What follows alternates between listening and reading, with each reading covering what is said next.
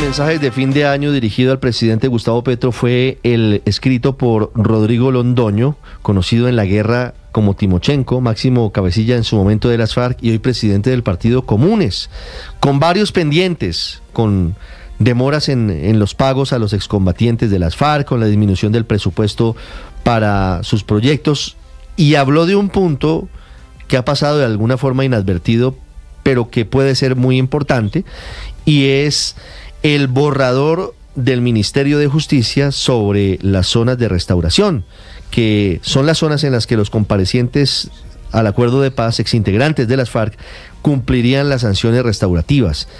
Ese tema, que tiene un nombre técnico, es una sigla, el TOAR, es complejo, porque aquí tienen que ponerse de acuerdo por lo menos 3 partes, y no son 4. Por un lado la JEP, que es la que emite la sanción; por otro lado el gobierno nacional; participa Naciones Unidas, y también están los excombatientes. No son 3, son 4 partes. Y a las extintas FARC, al Partido Comunes, le molestó el borrador de las zonas de restauración que publicó el Ministerio de Justicia, porque consideraron que se asimilaba a zonas agrícolas, a colonias agrícolas, que en opinión de ellos es un incumplimiento del acuerdo de paz. La ministra de Justicia es Ángela María Buitrago. Ministra, buenos días, feliz año.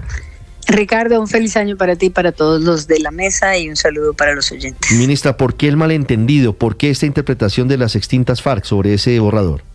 Bueno, yo creo que primero hay que decir que no ha publicado nada el Ministerio de Justicia. Es un documento borrador que se trabaja en una articulación que estaba completamente quieta hace 8 meses, y que es un lugar de articulación muy importante, porque, como usted lo ha dicho, no solamente está compuesto por los firmantes, sino que hay una serie de competencias que también son parte del Ministerio de Justicia, de acuerdo a los documentos, a las normas y a las disposiciones que rigen la actuación del Ministerio de Justicia. Por esa razón, en esa articulación y en esa reunión se presentó un borrador con el objeto, entre otras, de reactivar la mesa que estaba paralizada, para realizar un diálogo con la JEP respecto de algunos de los posibles caminos que se puedan tomar para cumplir incluso la misma ley estatutaria de la Administración de Justicia de la JEP. Y esto significa no solo clarificar las competencias institucionales de la rama ejecutiva y las condiciones de viabilidad y sostenibilidad, sino también, en diálogo con la JEP, elaborar y presentar instrumentos que efectivamente puedan generar los componentes de las sanciones propias.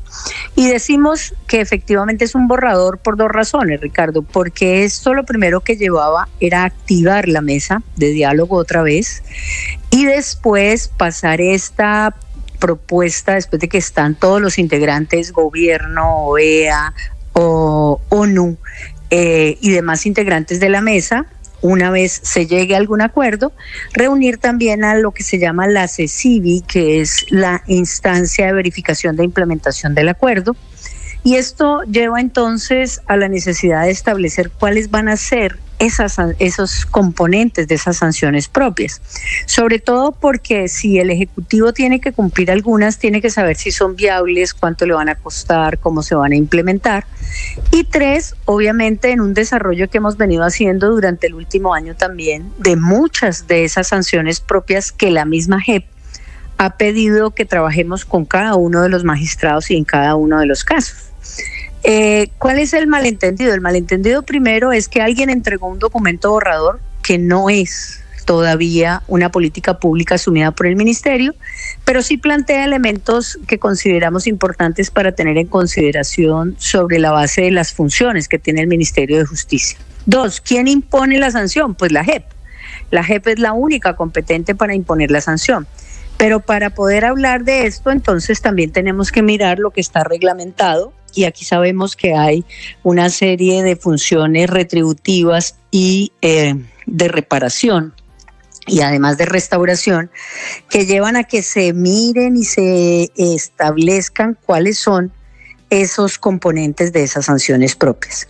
El borrador presentado por el Ministerio de Justicia entonces tiene la finalidad de buscar cómo se cumplen los marcos del acuerdo de paz y también cómo se impondrán determinadas responsabilidades a los que reconozcan verdad ante la sala de reconocimiento. Esto es para máximos responsables, ¿verdad, ministra? Únicamente para máximos responsables de los crímenes más graves.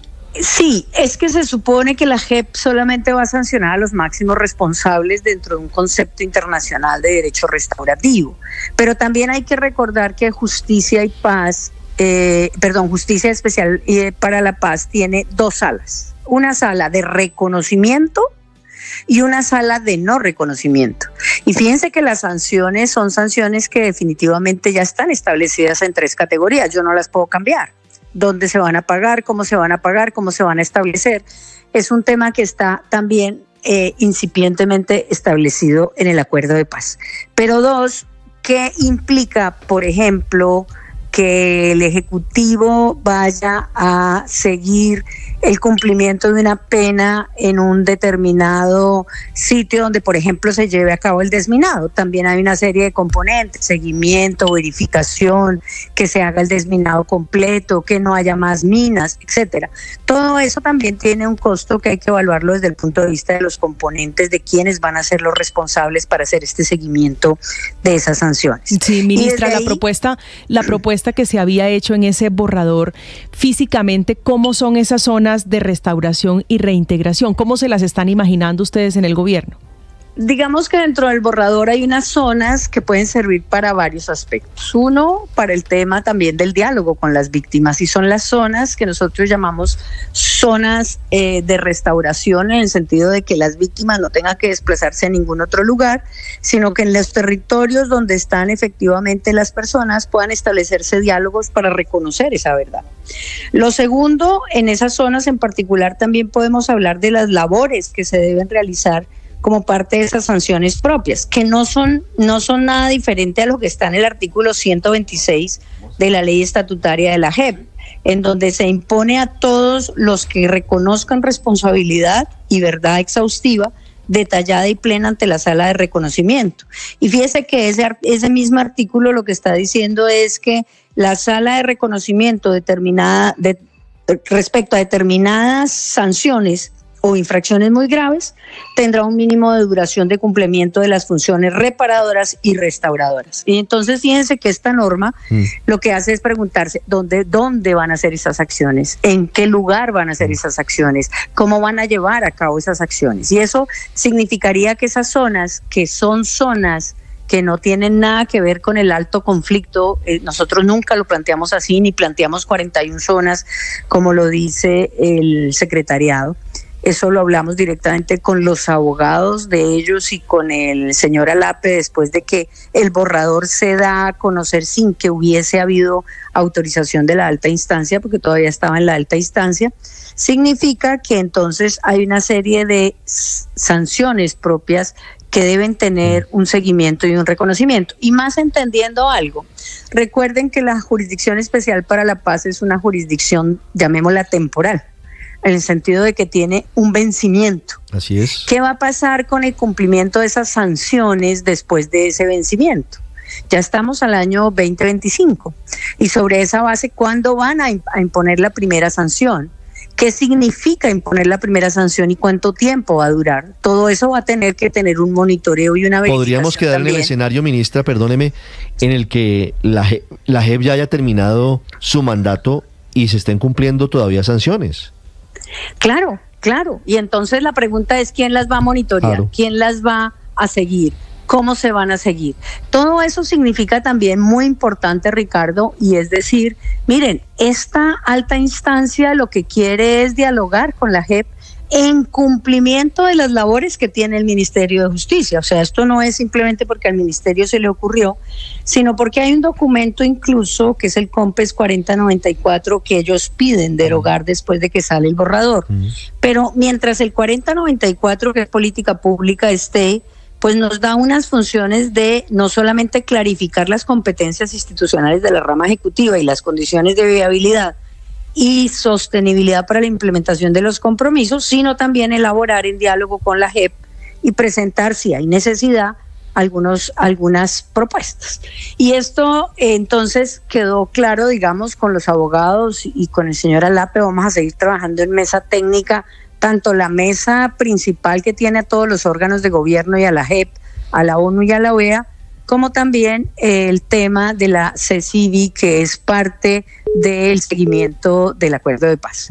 Y esto significa que es muy importante que nosotros tengamos en el radar todo esto, porque también necesitamos tener claridad sobre qué le corresponde a cada quien y hasta cuándo. Claro. Y esto creo que es fundamental. Ahora, es un borrador, insistimos, es un borrador que se empezaba a discutir, ni siquiera se ha discutido, aunque no hubo ninguna manifestación en el momento en que se expuso por el Ministerio de Justicia. Absolutamente nadie dijo absolutamente nada. Estamos esperando discutirlo en la próxima reunión y por esa razón enero va a ser un mes muy importante en términos de cómo llevar a la práctica algo que nos están pidiendo también desde la competencia del Ministerio de Justicia. Ministra, yo quiero preguntarle por el papel de las víctimas, que también forman parte de esa mesa. Las víctimas también deben participar de la discusión sobre cuál va a ser el marco de las sanciones propias contra quienes fueron sus victimarios.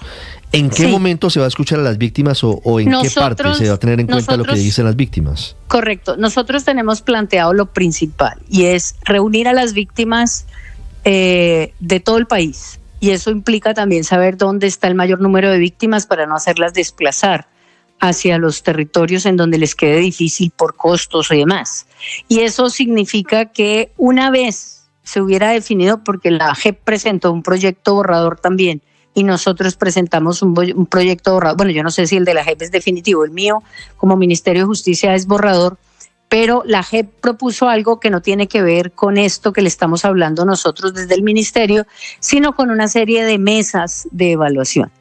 En el momento en que se defina cuál va a ser el camino, vamos a citar sin lugar a dudas a las víctimas, porque para nosotros también es muy importante ese componente restaurativo, que es el fundamental en la Justicia Especial para la Paz, para que las víctimas también opinen y se hagan partícipes. Inclusive veamos cómo la JEP ha escuchado a las víctimas dentro de cada caso y de una u otra manera las víctimas han expresado, unas de acuerdo, otras no están de acuerdo, pero eso es lo más importante en particular, oírlas, poderlas incluir, saber cómo piensan ellas esa figura de restauración y reparación y cómo dentro de todo este marco también hay diferencias entre lo que se ha postulado en el marco de la JEP y lo que quieren las víctimas. Yo creo que las víctimas son el camino central también para hablar de una restauración. Y recordemos que hay diferentes actores, no solo los firmantes. Aquí hay actores de fuerza pública, policía, terceros y los firmantes.